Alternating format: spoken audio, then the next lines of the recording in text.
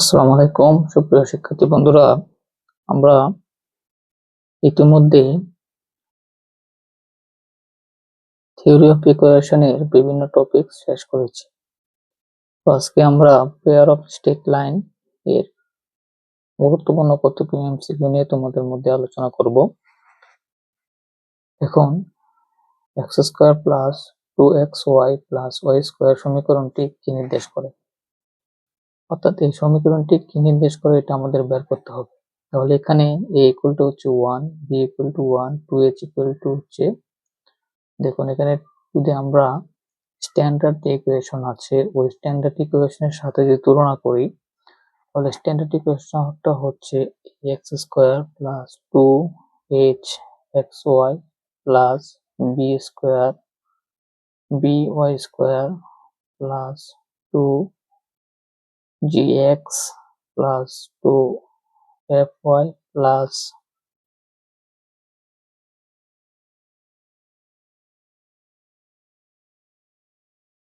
দুঃখিত, এখানে এটা হবে না, অর্থাৎ x square plus 2hxy plus by square equal to 0।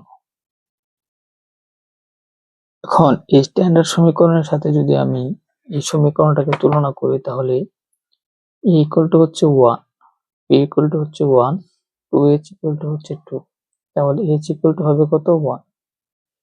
এখন দেখুন এই সমীকরণটা, এখানে দুইটা সমীকরণ বিদ্যমান, তো এই সমীকরণ যুগল যদি সমান্তরাল হতে হয় তাহলে এই সত্যটা মানতে হবে, a square equal to ab এটা হতে হবে, a square equal to ab এটা হতে হবে। তাহলে এখানে s এর ভ্যালু হচ্ছে 1, a এর ভ্যালু 1, b এর ভ্যালু 1, তাহলে দেখুন উভয় পক্ষে কিন্তু সমান হচ্ছে, অর্থাৎ a square equal to a into 1 into 1 মানে হচ্ছে 1। তার মানে এইখানে যে সমীকরণটা আছে এই সমীকরণ দুইটা সমান্তরাল। আবার দেখুন যদি সমীকরণ লম্ব হতে হয় তাহলে এই শর্ত মেনটেন করতে হবে, a plus b equal to 0। তাহলে এখানে a এর ভ্যালু হচ্ছে 1, b এর ভ্যালু হচ্ছে 1, যোগ করলে কত হয় 2 হয়, এটা 0 এর সমান নয়।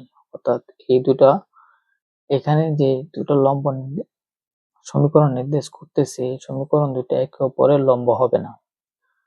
আবার দেখুন h square equal to ab যদি হয় তাহলে এই রেখাদ্বয় কি হবে, অভিন্ন হবে, রেখাদ্বয় কি হবে, অভিন্ন হবে। তাহলে এখন দেখুন, অর্থাৎ রেখাদ্বয় অভিন্ন হওয়ার শর্ত হচ্ছে h square equal to ab, তাহলে এখানে 1 ইকুয়াল টু কি হয় 1 হচ্ছে। তাহলে আমি বলতে পারি এই রেখাদ্বয় দুটি সমান্তরাল এবং দুটি রেখা অভিন্ন রেখা, তাহলে ক এবং খ কি দুইটাই এখানে সঠিক। তো আশা করি আপনারা বুঝতে পেরেছেন।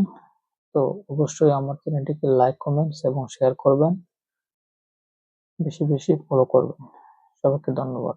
আসসালামু আলাইকুম।